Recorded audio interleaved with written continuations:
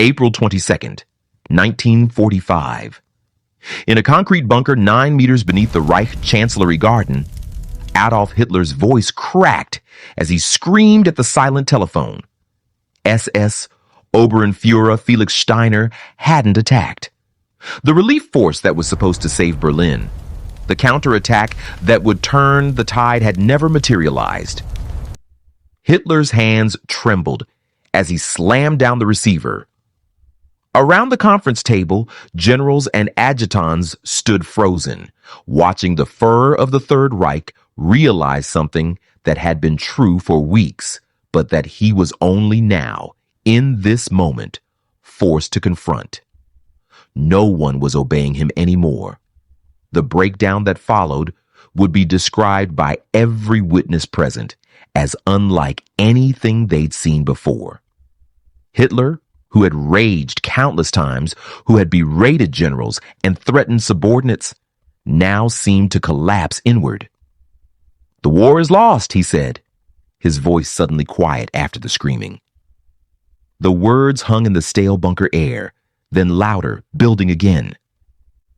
"Everyone has betrayed me. Everyone has lied to me." He declared he would stay in Berlin, that he would shoot himself, that there was nothing left.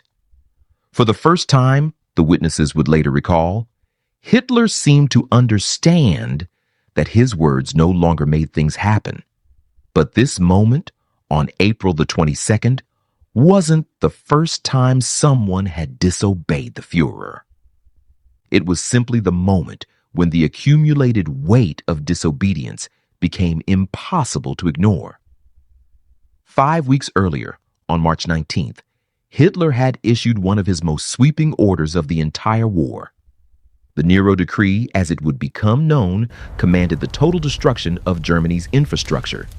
Every factory, every bridge, every power plant, every transportation hub, all of it was to be demolished before it could fall into enemy hands. The decree was explicit. All military, transportation, communication, industrial, and supply facilities, as well as all resources within the Reich, which the enemy might use immediately or in the foreseeable future for continuing the war, are to be destroyed. It was a scorched earth policy that would have left Germany a wasteland. Hitler's logic was brutally simple. If Germany couldn't win, it didn't deserve to survive. A nation that had failed its Führer had no right to exist beyond his own existence. The man responsible for implementing this decree was Albert Speer, the Reich Minister of Armaments and War Production. Speer was 40 years old, an architect who had risen to become one of the most powerful men in Nazi Germany. He had organized Germany's war production, had kept factories running even as Allied bombs fell, had extracted the last possible resources from a dying economy. Hitler trusted him completely. Speer read the Nero Decree and made a decision he would not obey. Instead, Speer traveled throughout Germany in March of 1945, countermanding Hitler's orders. He told regional officials to ignore the demolition commands. He instructed factory managers to hide equipment rather than destroy it. He worked with Wehrmacht officers to ensure that bridges remained standing, that power plants kept running. When Hitler's orders called for destruction, Speer quietly ensured preservation. It was an extraordinary act of defiance, and Speer knew the risk. Disobeying the Führer's direct order was punishable by death. But Speer had concluded that Hitler was leading Germany not just to defeat, but to annihilation, and he couldn't allow it. For 10 days, Speer sabotaged the Nero Decree. Then on March 29th, he did something even more remarkable. He went back to the bunker and told Hitler what he'd done. The meeting took place in Hitler's private quarters.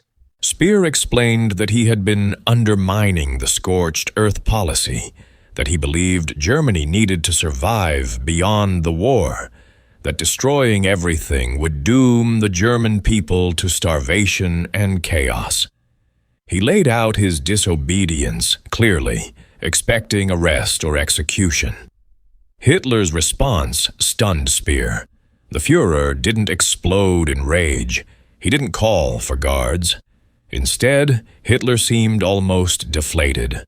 According to Speer's later account, Hitler said something to the effect of, "If you weren't my architect, I would take the measures that are necessary in such a case." It was a threat wrapped in resignation. Hitler couldn't bring himself to punish Speer, perhaps because doing so would mean admitting that his authority was already broken. Speer left the meeting alive. The Nero decree remained official policy, but Speer continued to undermine it, and Hitler took no action to stop him. It was a preview of what was coming. Orders given, orders ignored, and Hitler unable or unwilling to enforce his will. As March became April, the military situation collapsed with accelerating speed. Soviet forces encircled Berlin. American and British armies swept across Western Germany. The Reich that was supposed to last 1,000 years was being measured in weeks, then days. In the bunker, Hitler still issued orders.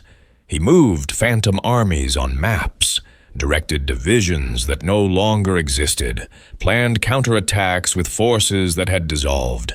His staff nodded and took notes, then often did nothing. What was the point? The war was clearly lost. Following Hitler's orders now meant only prolonging the agony. On April 22nd, Hitler ordered Felix Steiner to attack. Steiner commanded what was optimistically called an army group, but was really a collection of understrength, exhausted units scraped together from retreating forces. Hitler's order was for Steiner to attack southward into the flank of the Soviet forces surrounding Berlin, to break the encirclement to save the capital. Steiner looked at his forces and knew it was impossible. He had perhaps 15,000 men, many of them poorly trained, inadequately armed, exhausted. They faced Soviet armies numbering in the hundreds of thousands. An attack would be suicide and would accomplish nothing. Steiner didn't attack. When Hitler learned this on the afternoon of April 22nd, something broke. Witnesses described him as physically transformed. His face turned gray. His left arm shook uncontrollably, a tremor that had been worsening for months, but now became pronounced. He ordered everyone out of the conference room except for Wilhelm Keitel, Alfred Jodl, Hans Krebs, and Wilhelm Burgdorf, his top military leadership. Then Hitler began to scream. The tirade lasted for hours. He raged that the SS had betrayed him, that the generals had lied to him, that everyone had deceived him from the beginning. The military, he shouted, had been sabotaging him since the start of the war. Every failure, every defeat was because people hadn't followed his orders. Now, at the end, they had abandoned him completely. "The war is lost," Hitler declared. It was the first time he had said those words aloud.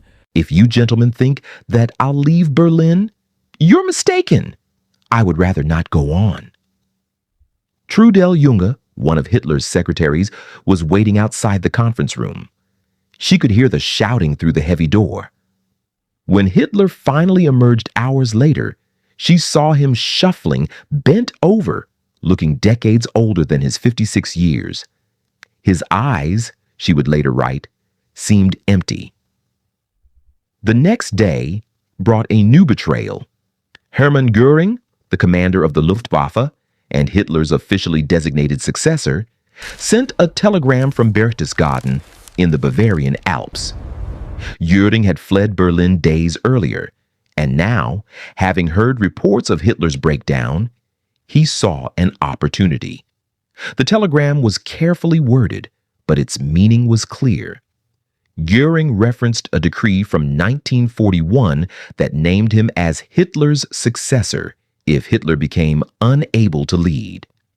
Given the current situation, Göring wrote, should he assume leadership of the Reich? If he received no reply by 10 o'clock that night, he would assume Hitler's consent. When the telegram was read aloud in the bunker, Hitler's reaction was immediate. Göring is a traitor, he shouted. Martin Bormann, who had long schemed against Göring, eagerly fanned the flames. Here was proof, Bormann insisted, that Göring had been waiting to seize power, that he had been disloyal all along. Hitler ordered Göring stripped of all ranks and positions. He demanded Göring's arrest for high treason. Messages were sent to Berchtesgaden. Göring, the man who had been Hitler's designated heir for years, who had helped build the Nazi state, was now declared a traitor for daring to suggest that Hitler's authority might be passing on. But the real betrayal, the one that seemed to wound Hitler most deeply, came 5 days later. On the night of April the 28th, the BBC broadcast a Reuters report. Heinrich Himmler, the Reichsführer SS, the head of the Gestapo, and the chief architect of the regime's crimes, had been conducting secret peace negotiations with the Western Allies. Heinrich Himmler, in secret negotiations with the Allies. Himmler had met with Count Folke Bernadotte, a Swedish diplomat, on April 23rd and 24th. He had offered Germany's surrender to Britain and America, though notably not to the Soviet Union. Someone in the bunker heard the broadcast and brought the news to Hitler. According to multiple witnesses, his face flushed, then drained of color. His entire body began to tremble. Of all the betrayals, this was the worst. Göring had been corrupt and unreliable for years. His disloyalty was almost expected, but Himmler, loyal Heinrich, the man who had built the SS into Hitler's personal guard. Himmler's betrayal is the worst blow I've ever received, Hitler said. Rockus Misch, Hitler's bodyguard, was nearby and heard the words clearly. Hitler appeared physically shaken by the news. There was nothing Hitler could do to Himmler directly. He was far from Berlin and beyond reach. But Hermann Fegelein, Himmler's representative in the bunker and the husband of Eva Braun's sister Gretel, was within reach. Fegelein had been caught attempting to flee, arrested, and brought back. Now, with news of Himmler's actions, his fate was sealed. On April 29th, Fegelein was taken into the Reich Chancellery Garden and put to death by order. It was one of the last acts of authority Hitler could still exercise, and it was purely symbolic, punishing Himmler's representative because Himmler himself was beyond reach. The pattern was now complete. Speer had defied the Nero decree. Steiner had failed to act. Göring had moved to assume leadership. Himmler had pursued an end to the war on his own terms. Across Germany, generals were disregarding instructions. Units were breaking apart. Commanders were making independent decisions about whether to continue fighting or lay down their arms. In the bunker, Hitler continued to issue directives. He dictated military plans for the defense of Berlin. He imagined relief forces that no longer existed. He sent instructions to units that had already ceased to operate. Everyone around him understood these were no longer binding. The directives were written down, transmitted when possible, and then set aside. Nicholas von Below, Hitler's Luftwaffe adjutant, observed this collapse with a mixture of shock and fascination. Hitler, he later wrote, appeared to exist in two realities at the same time. In one, he remained the Führer, commanding forces and directing the war. In the other, he was a broken man in an underground shelter, waiting for the inevitable. The two realities overlapped, and he seemed unable to reconcile them. On April 29th, Hitler dictated his political testament. It was a strange document, filled with the same propaganda and distortions that had defined his rhetoric for years. He blamed unnamed internal forces for the war. He praised the German people for their sacrifices. He expelled Göring and Himmler from the party. He appointed new leaders as though the state would continue after his death. Buried within the document was a line that revealed his final mindset. Above all, I call upon the government and the people to remain loyal to the system I believed in and to resist what I regarded as destructive influences. Even in his final hours, Hitler continued to issue instructions. And even then, he must have understood that no one would carry them out. The next day, April 30th, Soviet forces were only blocks from the Reich Chancellery. Artillery fire shook the bunker. The sounds of battle echoed above. At around 3:30 in the afternoon, Adolf Hitler and Eva Braun, whom he had married the day before, entered his private quarters. A short time later, all activity inside ceased. When aides entered the room, they found that both were no longer alive. Their bodies were taken to the garden, covered with fuel, and destroyed as Soviet shells fell nearby. It was a hurried and incomplete attempt, far removed from the grand ending Hitler had once imagined. In the days that followed, the remaining Nazi leadership sought to arrange an end to the fighting. Karl Dönitz, whom Hitler had named as his successor, attempted to form a government, but the Allies refused to engage with any remnant of the regime. When surrender came on May 8th, it was unconditional. Hitler's final directives were disregarded. The government he had named dissolved within days. The state he had built was dismantled. Everything he attempted to control in his final weeks vanished with the collapse. Looking back, the question is not when Hitler realized no one was obeying him anymore, but why it took him so long to accept it.